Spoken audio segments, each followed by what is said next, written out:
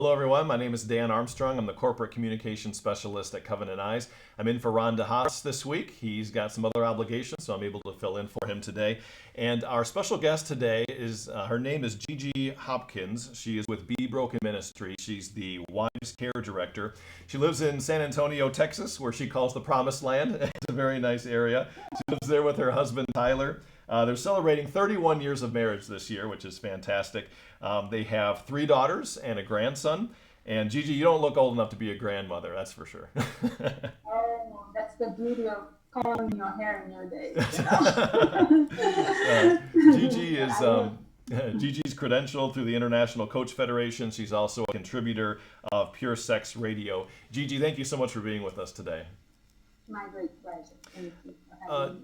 Gigi, you have an interesting story that got you into this space as a wives care director. Can you share a little bit of what got you into this space and your story? Sure. Well, my husband and I, um, we've been married for 31 years, as I've mentioned, and on our 19th year of marriage is when things came up about my husband's problem with pornography. So he was exposed as a young teenager to porn through magazines. And this, although it's something that he would view on and off as he grew up, it really became a problem later in our marriage as we faced some. He faced some struggles in the mission field. So we were missionaries for 12 years, 4 years in Africa and 8 in Brazil. And the time came, like I said, our 19th year of marriage when it was exposed that there was a big problem in his life in this area. And I didn't know what this was all about. I was struggling to understand it, like most wives do. Um, and this is the time that I started listening to Pure Sex Radio, even all the way in the mission field, and started getting educated on this issue. Um, yes, so this is the beginning of our dealing with that. This is why I'm here and I'm today helping wives that are finding themselves in this situation. And I think your story is not that uncommon, where a person is exposed to pornography as a young teenager. Statistics show that's very common. That normally happens, unfortunately, in our society, where a young teenager, maybe even quite a bit earlier, is exposed to pornography, and then later in life that can manifest itself. And especially for missionaries who are under tremendous pressure in a country that they're normally not familiar with. If their trigger is stress, then that's what they go to for this, and that is exacerbated through that. So, unfortunately, this story is not uncommon. This is normally what can often happen.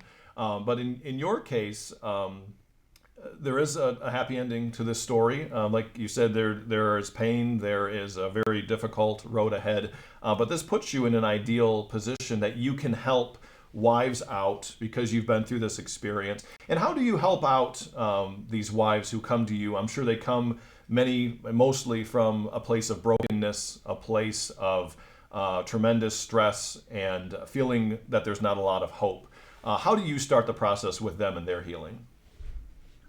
Well, first of all, I just get to speak with a lot of wives that contact our ministry via email or calling, and just put them at ease that they are one in many, and that I've been there. And most wives just need to talk to someone who's been there and not feel ashamed to bring it up what's going on. So that's one first contact that I tend to have. Had one this morning even.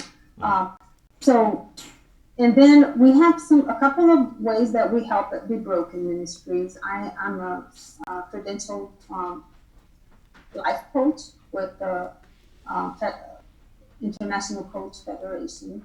And so I do life coaching with some ladies individually. And then we also offer the wives care groups online with Zoom. That's been something really awesome this year that has uh, been taking place.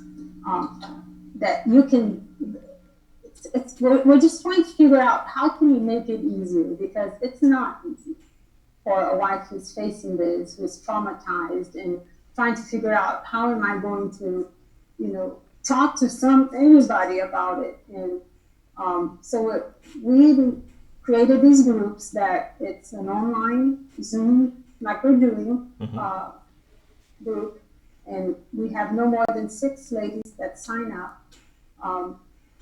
And we go through a curriculum that we put together to help them just get some guardrails for the road, for the journey, to know how to navigate this, how to develop emotional support, how to do prime self-care in a time when you're so heartbroken, right? And how to relate to your husband, understanding a little more where he's at, and how to proceed towards the road, the process of forgiveness and trust, which is not a quick one. So these are the kinds of topics that we get to address. I think it's great that you can use this type of technology where women can check in from the comfort of their own home, but yet there's also a face-to-face interaction. There's a personal interaction with her to help her in her journey. And there are 6 women maximum as part of these, which you said you have one scheduled for tomorrow, which is great. And it probably allows a lot of these women to know they're not in this alone. This isn't a unique struggle for them. She's not a bad person because she's going through this. What specifically do you tell them in these types of interactions? Well, we send an email ahead of time for them to, with whatever topic we're going to address, right? And there are a couple of questions that we bring it up in our time. And we also just give them initially a moment to process their week and tell us some of the wins you've had. I'm a life coach, so that kind of goes with me. And so it gets us talking. And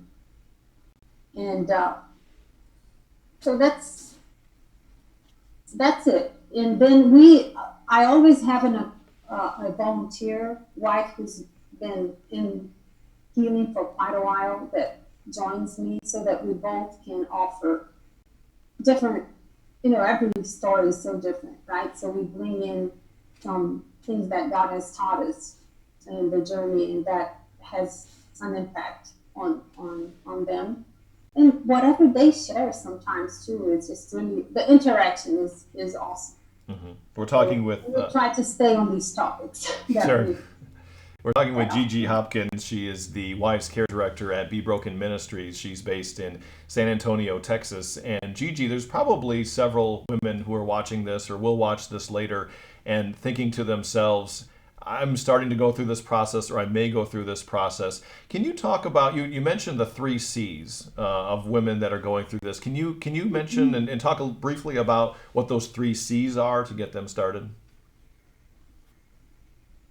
Sure. Yes, Jen.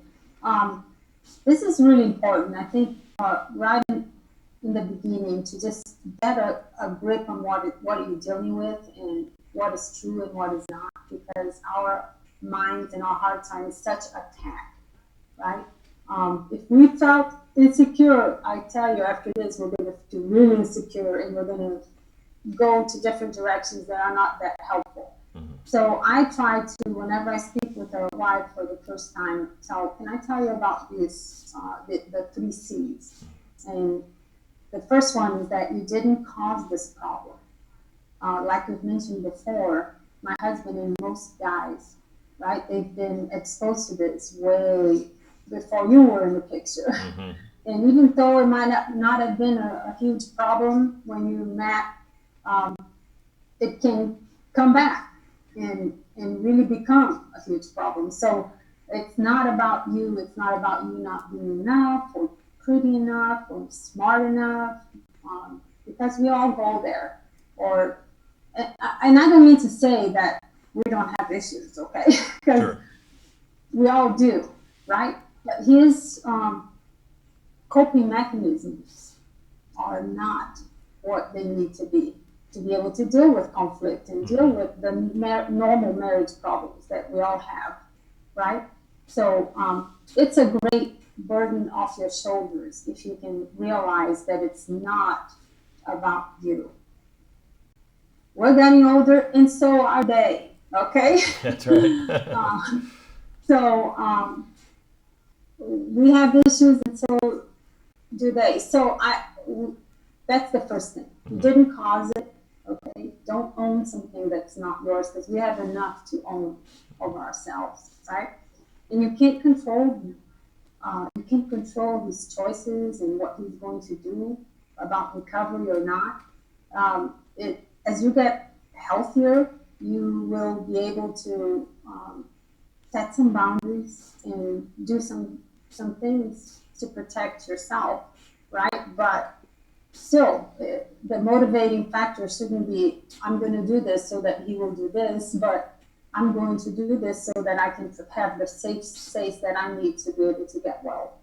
So you can't control him. And I have to say that many of us spend an inordinate amount of time in that area. And I have to say too, it's normal in the beginning because who wants to be re-injured? And you may even think, I can help him and I can make this happen. But eventually we'll see it won't work. So it's important just, to know that he's going to have to make a decision and do the work and want to heal, right? Mm-hmm. And the last one is it's similar, but you can't cure him either.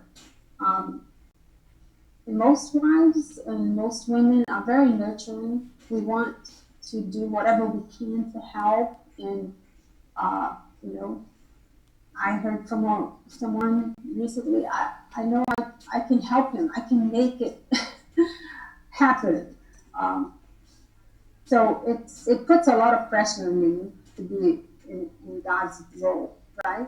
And the healing will require his willingness and God's working in this. So that's another thing. To give up is trying to cure and do it, make everything right when it's not up to us. And that's got to be so difficult, I think, because it's true for, I think, a lot of guys that we want to run to the problem, address the problem, and correct the problem. But I think it's true for a lot of women, too. But these 3 C's say, you didn't cause this. This is not your fault.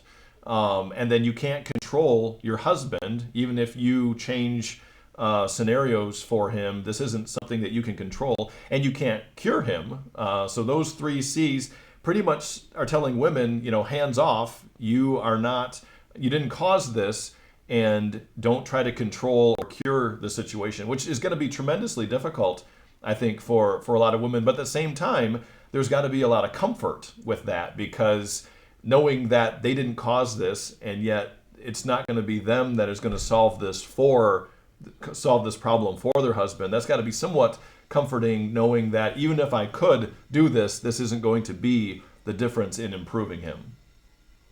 Right. I just want to give you an example. Jonathan and I met with a very distraught wife here, and a while ago, and he said to her something that really made an impression on me. He said, "Can you put your husband on the shelf?" And he pointed to a shelf, right?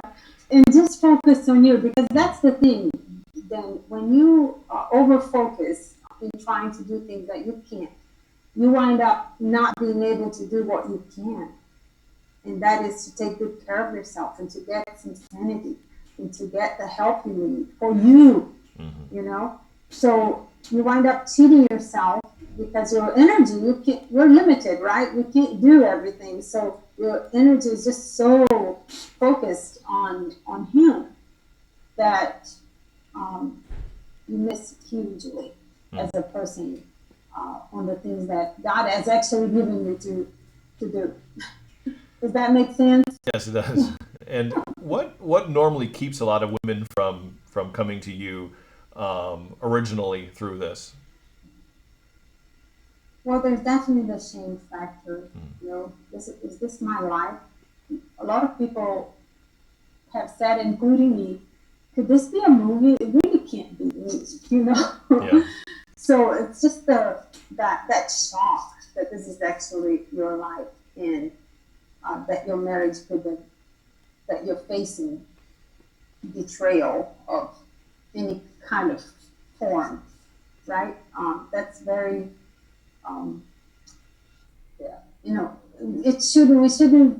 We shouldn't feel ashamed, but yet we do, and it takes a while. It's part of getting to face your reality that yes, this is my reality, and I'm gonna need to step out and get some help because it's something that I don't even know where to begin, right? So another thing is in some of our um, Christian circles, there is people that don't are not familiar with um, dealing with sexual brokenness as an addiction, as it is, you know, and um, they can they can turn to the wife and say, well, if you were to have enough sex, I don't think he would want he would have a problem. Many wives have actually been told things like that, which is exactly you're the cause, right? So um, feeling blamed for this would be another reason. Um,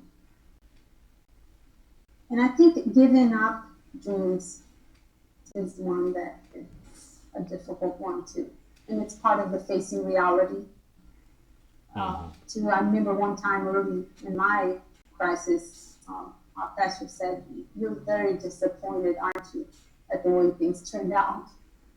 And that was hard, right? To just, you're right, I am. Um, I had other dreams and thoughts, and I need to give them up and surrender. Yeah, that's a good point. This is not part of anyone's love story. No one ever takes several chapters to write about a struggle like this, but it's something that is definitely beneficial to deal with. So just to review those three C's for women: you didn't cause this, you can't control him, and you can't cure him. So for those who are going through this, be sure to get the help that you need. Be sure to get him the help he needs, but also get the help you need. Finally, Gigi, what's a good way for people to contact you or Be Broken Ministries if they want to be part of this process here? Sure. We have our website is wivescare.com. Okay, all together, and so that you can read more about the Wives Care groups, um, as well as life coaching. And I speak with anyone who just wants a phone conversation free of charge, you know, so you can set up a 30-minute consultation. It's not intended to be a sales pitch on anything. I just want to hear your heart and be there for you, and pray with you. And, if you want, I'll help you connect with something that would be truly helpful for your case. You know, maybe a therapist, maybe a group in your area. Because I do encourage face to face. If you have the courage to go and get into a group with other wives, that's the best because we need that interaction. We need the hugs and we need the encouragement. So, so that's does that answer your question? That's great. Gigi, thank you so much for being with us today. And again, wivescare.com if you want to contact Be Broken Ministries and Gigi. Thank you so much for being with us, Gigi. Thank you for having me.